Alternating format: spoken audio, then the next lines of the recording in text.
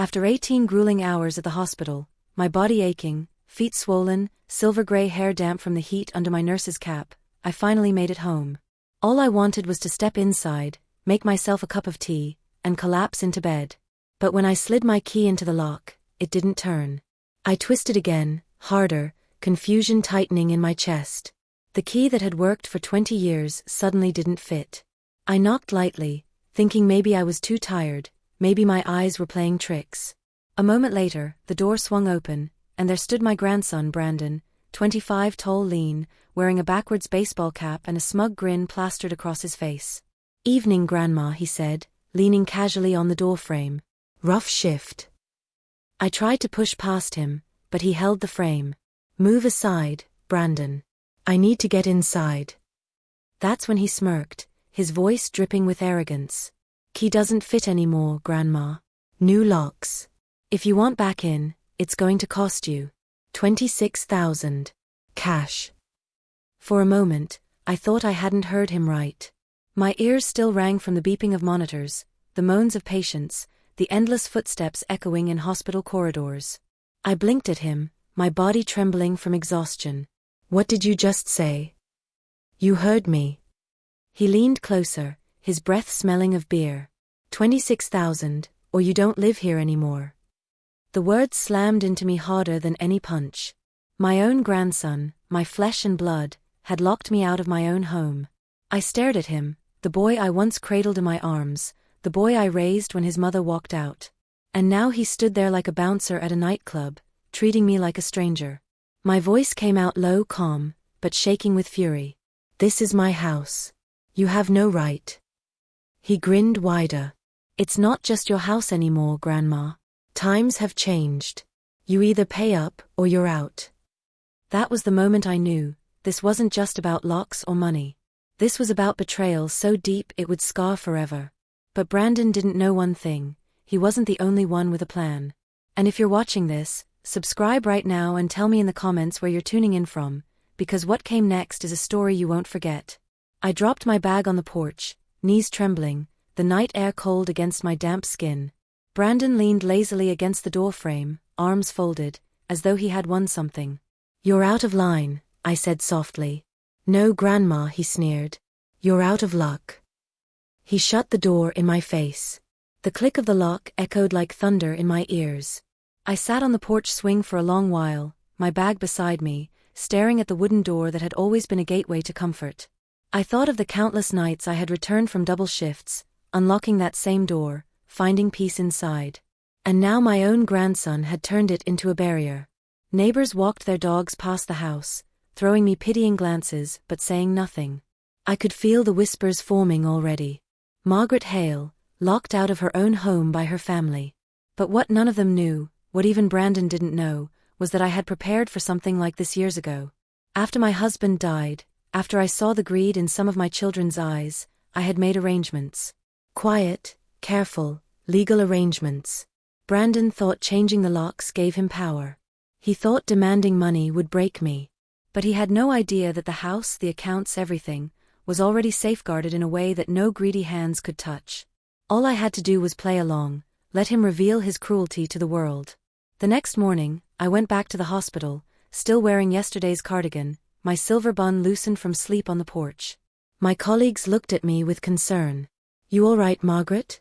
one asked gently. I forced a tired smile. Just another long night. But inside, my heart was burning. Not from pain, but from resolve. When I returned again that evening, Brandon was waiting on the porch, leaning against the railing with a beer can in hand. "You think I'm joking, Grandma?" he asked, crushing the can and tossing it aside. 26,000, or you better start packing." I looked him straight in the eyes. "And what happens if I don't?" His grin turned cruel. "Then you'll see just how serious I am." I said nothing. I simply picked up my bag and walked down the steps, my back straight, my dignity intact. Inside me, a storm was brewing. Memories of raising him, of feeding him when his parents wouldn't, of buying him school clothes with the money I didn't have, all of it clashed with the reality of his smirk at the door. It wasn't just betrayal. It was theft. It was cruelty. It was the belief that I was too old, too tired, too weak to fight back. But Brandon didn't know me. Not really. And soon, the world would see the truth. That week, I began to notice whispers spreading through town. At the church potluck, at the grocery store, even in the hospital corridors. Did you hear about Margaret? Her grandson changed the locks. 26,000, they say. Can you believe it? Ungrateful boy. She raised him like her own. I kept my face calm, my responses measured. Not yet, I would say when asked if I was leaving the house. Not yet. The words spread like wildfire. And each time they did, Brandon's lies crumbled a little more. Sandra, his girlfriend, cornered me outside the market one evening. She was younger than him, in her 20s, with bleached blonde hair and sharp nails. You're making him look bad, she hissed, her voice dripping with contempt. Just give him what he wants, Margaret. 26 grand is nothing compared to what you've got. Stop being selfish. I straightened my back, looking her square in the eye. Selfish? I worked 18-hour shifts for 40 years. I raised him when no one else would. If I'm selfish, then what does that make him? Her cheeks flushed with anger, but she had no answer. She turned on her heel, muttering curses under her breath. At night, I sat alone on the porch swing, dogs curled at my feet, the glow of the mansion behind me. I thought of my husband, of the promises we had made to protect our home, our legacy. I whispered into the night, don't worry. He won't win. The stars blinked overhead as though in agreement. The cracks in Brandon's mask widened quickly. Bill collectors showed up at the door, pounding loudly, demanding to see him. Neighbors noticed the shouting, the arguments. He began pacing the yard at night, phone pressed to his ear, his voice frantic. She'll give it to me, I just need more time. He hissed into the phone one evening, unaware I stood in the shadows listening. It wasn't just greed. He was drowning in debt. And he thought my house, my savings, were his lifeboat. But what he didn't know, what no one knew, was that his lifeboat had holes. And I was the one holding the rope. That Sunday, at the family dinner, Brandon tried to play the confident host. He had changed the locks, after all. He sat at the head of the table, raising his glass with a smirk. To new beginnings, he said loudly, his voice strained but defiant. Whispers rippled around the table.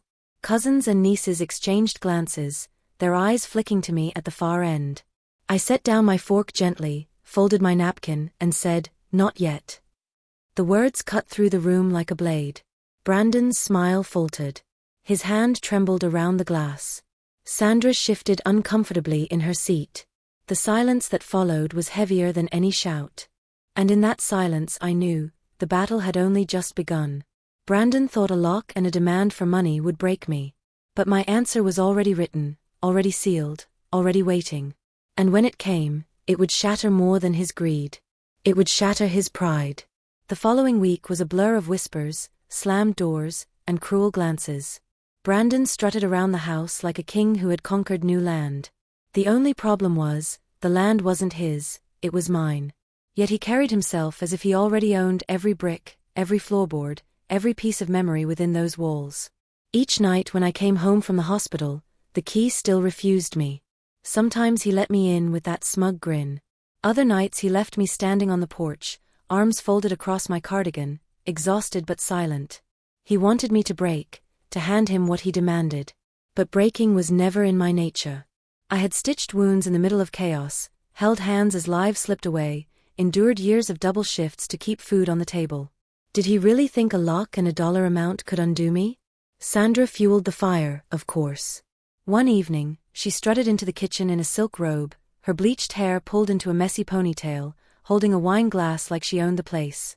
Margaret, she said, her voice sharp, this arrangement can't go on much longer. Brandon deserves what's his. Stop dragging this out. I looked at her evenly, folding the towel in my hands. Deserves? He hasn't worked a day in months. He doesn't pay the bills. He doesn't even know what keeping a home means. She smirked, tilting her head. What he deserves is a chance. And if you don't give it to him, well, you might just find yourself with nowhere to go. I turned slowly, my silver gray bun steady, my cardigan buttoned neat. Sandra, this house is mine. It will remain mine until I decide otherwise. And you will never bully me out of it. Her smirk faltered for the briefest second, but she quickly recovered, swirling her wine. We'll see about that. Brandon's threats became more open. One night I heard him pacing the living room, talking loudly on the phone. She's stubborn, but I'll get the money. Don't worry. She's old, she can't hold out forever. Just keep the pressure on me a little longer. I stood at the top of the stairs, hands clasped around the railing, listening to every word. The desperation in his voice confirmed what I already suspected. He wasn't just greedy, he was drowning. Debt collectors circled him like sharks, and he thought I was the lifeboat. But what he didn't know was that I had already sealed my assets years ago. My house, my accounts, my retirement fund, they were protected. No demand, no threat, no new lock could change that. By the second Sunday, family whispers reached their peak. I attended church as always, cardigan neat, Bible in hand. When I walked down the aisle, heads turned, voices hushed. They say Brandon changed the locks. 26,000, can you believe it? She raised him, and this is how he treats her? Richard, my younger cousin, leaned toward another. She'll cave. She has to. No one can stand against their own blood forever. I sat in my usual pew, face calm, eyes steady. I whispered to myself, not yet. And each time I said it, the truth gained more weight. That evening, Brandon staged his boldest display yet. He called for a family meeting, inviting cousins, uncles, aunts, anyone who might take his side. They gathered in the dining room, faces expectant, whispering among themselves. Brandon stood at the head of the table, wearing a too-tight blazer, hair slicked back, his grin stretched wide. Sandra hovered by his side, her smile sharp as glass. Family, Brandon declared, raising a glass, we're entering a new chapter. Grandma is finally stepping aside, and soon this house will be ours to share. All she has to do is cooperate. Gasps and murmurs filled the room. Some nodded, others exchanged uneasy glances. I sat at the far end of the table, cardigan neat, napkin folded in my lap. Slowly, I set down my fork and spoke clearly. No. The word cut through the room like thunder. Brandon froze, his grin cracking. What do you mean, no? I folded my hands calmly. I am not selling this house. I am not paying you. And I will not be bullied by my own grandson. Whispers exploded around the table. Sandra's face turned red with fury. Brandon's fists clenched at his sides. You'll regret this, he spat, his voice trembling with rage. I met his gaze, steady and unflinching. No, Brandon. You will. From that night on, the pressure intensified. Collectors came to the door more often, pounding louder each time. Brandon's phone calls grew frantic, his voice cracking with desperation. Sandra became more vicious, spitting insults whenever I passed. Old witch. Selfish hag. Clutching onto a house you don't even deserve. Each word was meant to cut, but none did. Because I knew the truth, they were collapsing under the weight of their own greed. I just had to stand still long enough for the world to see it. One late night, I found Brandon sitting in the dark living room, head in his hands. Empty beer cans littered the floor. You could end this, Grandma, he muttered when he noticed me. His voice was hoarse, his eyes bloodshot. One signature. That's all it takes. I stood in the doorway, my expression calm. And then what, Brandon? You waste it away, and when it's gone, what's left? His face twisted, tears welling. I just need this chance. I shook my head slowly. You had your chances. I gave you food, shelter, schooling. I gave you everything. And you threw it away. He slammed his fist against the armrest. You'll regret this. I turned away, my voice steady. No, Brandon. I won't. The next morning, as I walked into the hospital for another double shift, a colleague touched my arm gently. Margaret, she said, her eyes soft with sympathy, word around town is, your grandson. Is it true? I smiled faintly. Not yet. And those two words carried me through the day. Because I knew the breaking point was near. Brandon had locked me out. He had demanded money. He had tried to humiliate me in front of family. But he didn't realize that with each act of cruelty, he was only building his own downfall. And soon, he would learn that my silence wasn't surrender. It was the calm before the storm. The week that followed felt like living inside a storm cloud. Every day, Brandon's bravado slipped further, his words sharper, his threats more reckless. And every day, I answered with the same steady silence. Not submission, strategy. One night, after another 12-hour shift, I returned to find Brandon pacing the front yard under the porch light, phone pressed tight to his ear. "I told you she'll cave," he shouted into the receiver. "She's old tired, she can't hold out forever. Just give me until the end of the month." I stopped at the edge of the walkway, watching. He froze when he noticed me, turning away quickly, but I caught the panic in his eyes. "Who was that?" I asked, my voice calm. He forced a smirk. "No one important." But his voice cracked, his hands trembled. I stepped closer, my cardigan drawn tight around me. "You're in deeper than you admit, aren't you?" His jaw clenched. "Stay out of it, Grandma. This isn't your problem." I shook my head slowly. "The moment you changed those locks, Brandon, you made it my problem." Sandra grew bolder, too. She stopped pretending to be civil and instead spat venom openly. "You could have ended this weeks ago," she sneered one morning as she poured herself coffee in the kitchen. She wore a silk blouse, gold necklace catching the light. "But no, you'd rather watch your grandson drown." I stood by the window, watering the potted plant my husband had given me years ago. My voice was quiet but firm. He chose to step into the water. I'm not the one pushing his head under. She slammed the mug down so hard coffee sloshed over the rim. "You'll regret this." I met her glare evenly. "No, Sandra. You will." By the third Sunday, whispers weren't just in church, they filled the town. At the market, at the gas station, even in the hospital halls, people murmured about Brandon's demands. 26,000, can you imagine? She raised him. And this is how he repays her. He'll lose everything. Just wait. I walked through each conversation with my chin high, cardigan buttoned, silver gray bun neat. My only response when pressed was the same, "Not yet." And every time I said it, the words cut deeper into Brandon's crumbling mask.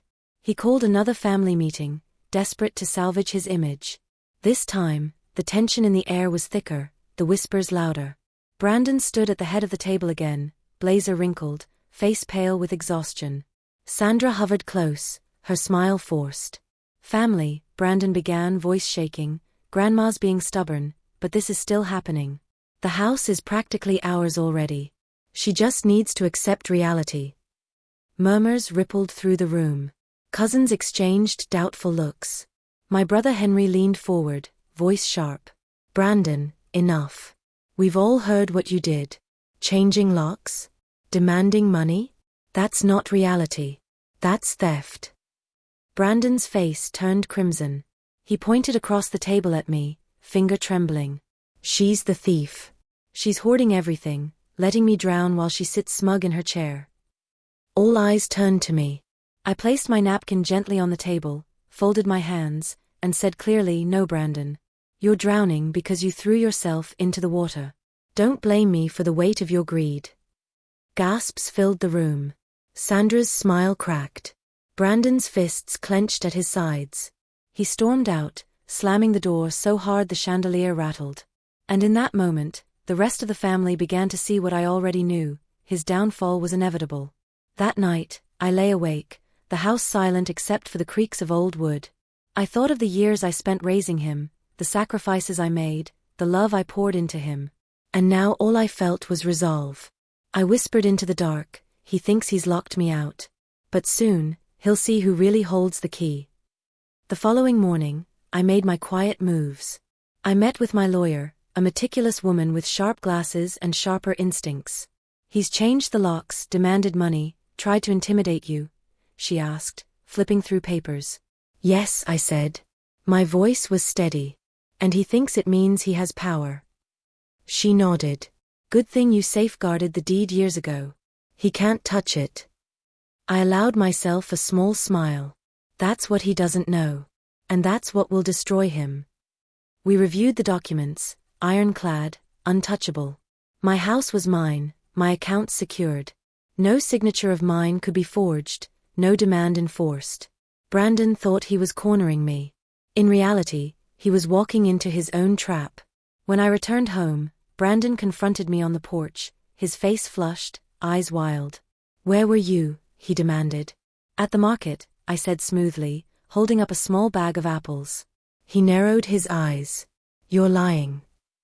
I tilted my head. "And you're unraveling." His fists clenched. For a moment, I thought he might strike me again. But then he turned, storming inside, slamming the door. I stood on the porch calm, the evening air cool against my skin. "Not yet," I whispered to myself. By midweek, collectors were no longer whispering. They came pounding on the door in broad daylight, their voices carrying through the neighborhood. "You promised us money," one shouted. "Where is it?" I stood quietly by the staircase, cardigan neat, watching as Brandon stammered, sweat dripping down his forehead. I just need more time." The men sneered. "Time's up." Neighbors gathered on the sidewalk, whispering, pointing. Sandra hovered in the background, her face pale, her confidence shaken. I descended the stairs slowly, my presence commanding silence. "The house is not his to sell," I said clearly, my voice steady. "He has nothing to give you." Gasps erupted. Collectors exchanged glances. Neighbors murmured louder. Brandon's face crumbled. And in that moment, the world saw the truth.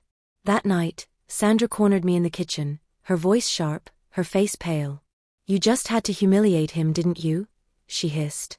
"Do you want him destroyed?" I folded the dish towel in my hands calmly. "He destroyed himself. I only held up the mirror." Her eyes blazed. "You'll regret this." I looked at her steadily. "No, Sandra. You will." Brandon's spiral deepened. He drank more, shouted louder, paced longer. I heard him crying at night, his sobs muffled behind closed doors. But my heart no longer broke for him. It hardened. Because pity cannot heal greed. And love cannot survive violence. The whispers in town grew into a chorus. Locked her out. Demanded money. Now collectors at the door. And through it all, I remained steady, my cardigan neat, my silver-gray bun unshaken. Because I knew what was coming. Brandon thought his threats made him powerful. But soon, he would discover the truth. That the key he stole was never the real one. And the lock he thought he controlled would be the very door that shut on him. By the fourth week, the storm I had been waiting for finally broke. Brandon's bravado had thinned to rags, his confidence rotting like fruit left too long in the sun. Every word he spoke cracked at the edges. Sandra's whispers had grown shrill, desperate. And the whispers in town had transformed into open talk. People no longer lowered their voices when I passed. They stared openly now. "There's the woman he locked out. She raised him, and he turned on her. 26,000, what kind of monster does that?" And through it all, I walked with my head high, my pale blue cardigan neat, my silver-gray bun tidy. My silence had become its own kind of thunder.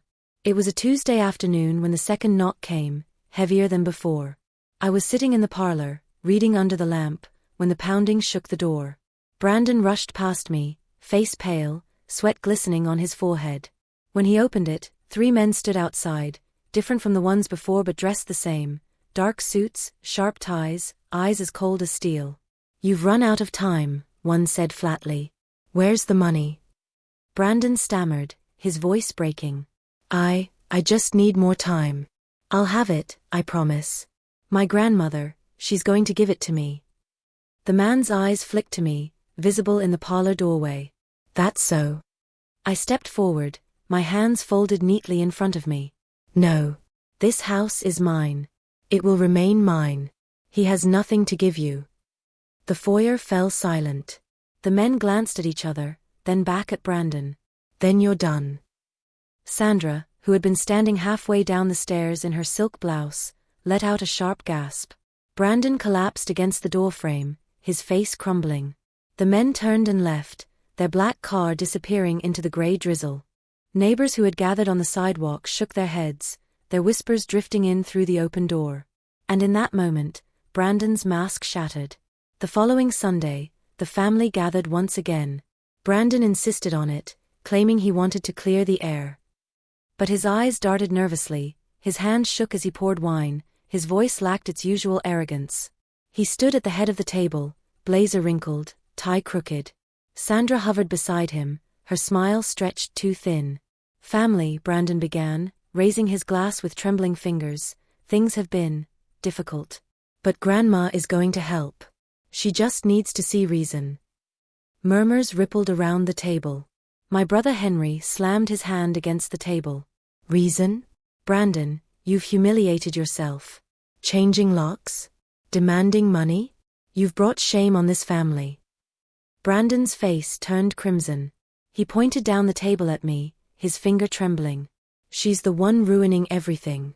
She's selfish. She'd rather see me destroyed than give me what's mine." All eyes turned to me. I set down my fork gently, folded my napkin, and rose slowly. My silver-gray bun was neat, my cardigan buttoned, my voice calm. "What's yours, Brandon? This house? The years I worked 18-hour shifts to keep it? The food I put on the table when you were a boy? The clothes I bought with money I didn't have? You think you're owed this? You're not owed a single brick." Gasps filled the room. Sandra's smile snapped like glass. Brandon's hand dropped, his face crumbling. "You'll regret this," he spat, voice trembling. I shook my head slowly. "No, Brandon. You will." The silence that followed was heavy, unbreakable. Later that night, Sandra cornered me in the kitchen. Her hair was disheveled, her robe slipping off one shoulder, her eyes burning with fury. "You humiliated him in front of everyone," she hissed, her nails digging into the counter. "Do you want to see him destroyed?" I wiped my hands calmly on a towel. He destroyed himself the moment he put a price on his grandmother's roof. Her voice cracked with desperation. "We just need the money. 26,000. That's nothing compared to what you have." I turned slowly, meeting her gaze. "Everything I have, I earned. With sweat, with sacrifice, with years Brandon never had to endure. And I'll be damned if I let him steal it." Sandra's face twisted. "You'll die alone in this house." I stepped closer, my voice quiet but sharp as glass. "Better alone in dignity than surrounded by thieves." Her lips trembled. She turned and stormed out, her footsteps echoing up the stairs. 2 days later, the storm reached its peak. Another knock rattled the door, but this time it wasn't just collectors. It was officers, 2 of them, standing on the porch in crisp uniforms. Behind them stood the same men in suits. And behind them, neighbors, family, curious onlookers drawn by weeks of whispers. Sandra shrieked from the parlor. Brandon stumbled into the foyer, his face pale, his shirt untucked. "This is a mistake," he said quickly, his hands trembling. "I just need more time. Please, don't do this." The taller officer shook his head. "You've had plenty of time. It's over." Brandon's eyes darted wildly. Then they landed on me, standing calmly on the staircase, cardigan buttoned, silver-gray bun neat. "Grandma," he begged, his voice breaking, "please. You can save me. Just sign the papers. 26,000, it's nothing for you. Please." Every eye turned to me. The officers waited. The men in suits crossed their arms. Neighbors leaned forward. Family members held their breath. I descended the stairs slowly, my hands folded, my face calm. "No." The word was soft, but it rang louder than thunder. Brandon fell to his knees, sobbing. "Please, Grandma, I'm begging you." Tears streaked down his face, his hands clasped together like a child. Sandra screamed, clutching at his shoulders. The officers moved forward. And I stood steady, my voice clear. "You struck me once, Brandon. Over soup. You thought it made you strong. But strength isn't taking. Strength is enduring. And you've endured nothing." Gasps erupted. Neighbors whispered. Sandra wailed. Brandon collapsed fully onto the floor. The officers lifted him gently to his feet, their hands firm on his arms. And I stood there, calm, steady, watching as my grandson was led away. That night, the house was silent again. Sandra had fled, leaving clothes strewn across the floor. Neighbors had drifted back to their homes. Family members had retreated, their whispers echoing in the distance. I sat on the porch swing, cardigan wrapped around me, the dogs at my feet. The mansion glowed warm behind me. The night air was cool, carrying the faint scent of rain. I thought of the slap, of the sting on my cheek, of the soup untouched on the table. I thought of the smug grin at the door when my key no longer fit. He thought those moments made him powerful. But tonight proved otherwise. Because tonight, the world saw the truth. He had locked me out, but I was never shut out. He had demanded money, but I was never broke. He had tried to humiliate me, but in the end, he humiliated himself. And all I had to do was stand. I looked up at the stars and whispered, "It's over." For the first time in weeks, I slept peacefully. The day Brandon was led away in tears should have been the end, but it wasn't. Greed doesn't end with a single humiliation, it drags itself through the mud until nothing is left. And my grandson, the boy I had raised as my own, still had further to fall. The morning after his public breakdown, the house was eerily quiet. Sandra's things were gone, her silk blouses, her perfume bottles, the sharp click of her heels. She had left in the night, abandoning him as easily as she had clung to him. Neighbors whispered about it openly now. She left him high and dry. Serves him right. He thought he could bleed her dry. Margaret stronger than all of them put together. I walked through the rooms, my pale blue cardigan neat, my silver grey bun tight. The walls, once heavy with his shouting, seemed lighter. Yet I knew it wasn't over. Because desperate men don't quit, they claw until their nails break. 3 nights later, I was sipping tea at the kitchen table when the phone rang. I picked it up, expecting a friend or a colleague. Instead, Brandon's broken voice filled the line. "Grandma, please." I closed my eyes, steadying myself. "Brandon. They're everywhere," he sobbed. "The collectors. The police. I don't have Sandra anymore, I don't have anyone. I just need help. Just once. Please." I sat in silence, listening to the boy I had raised crumble. For a brief moment, I remembered the child who had clung to my hand on his first day of school, who had cried when he lost his father, who had once trusted me completely. But then I remembered the slap. The lock. The 26,000. "Brandon," I said softly, "help was always yours for the asking. But you never asked, you demanded. You treated me like an enemy. And now you see where greed has led you." He sobbed louder. "Please, I'll change. I'll do anything." I shook my head, though he couldn't see it. Change doesn't come after the fall. It comes before. Goodbye, Brandon. I hung up the phone. My hands trembled slightly, but my heart was steady. That was the last call I would ever take from him. Word spread quickly after that. Brandon had tried to sell Sandra's jewelry, pawned electronics, even begged strangers for loans. No one trusted him anymore. Collectors closed in. Families shut their doors. One evening, I heard shouting outside and stepped onto the porch. Brandon was in the street, face gaunt, hair wild, clothes wrinkled. He was screaming at a man in a dark coat who stood calmly with a clipboard. "You can't do this. I just need more time." Brandon shouted. The man shook his head. "Time's up. You have nothing left." Brandon's knees buckled. He sank to the pavement, sobbing, his hands clutching at empty air. Neighbors gathered on porches, whispering. Sandra was nowhere to be seen. I stood on my porch, cardigan wrapped around me, watching. My heart hurt, but it was not sorrow. It was finality. He had struck me once, over soup. He had locked me out, demanded money, paraded his cruelty for the world to see. And now the world saw him broken, not by me, but by his own choices. The next Sunday at church, whispers weren't about me anymore. They were about him. Brandon lost everything. Ran Sandra off, drowned in debt. Margaret stood tall. She never gave in. People touched my arm gently, nodding with respect. "You did the right thing," one woman said. "Hard but right." I smiled faintly, Bible in hand. Sometimes the hardest thing is standing still. And that was the truth. My victory hadn't come from shouting, or fighting, or revenge. It had come from silence, from dignity, from refusing to surrender. That evening, I sat once more on the porch swing, the dogs at my feet, the mansion glowing behind me. I thought of the long road that had brought me here, decades of double shifts, of sacrifice, of raising a boy who had turned into a man I barely recognized.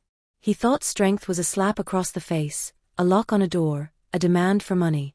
But strength was me sitting here, unbroken. Strength was saying no when everyone expected me to bend. Strength was watching him collapse, not because I wanted him destroyed, but because I refused to let him destroy me. If you're watching this, hear me, betrayal may come from the people closest to you.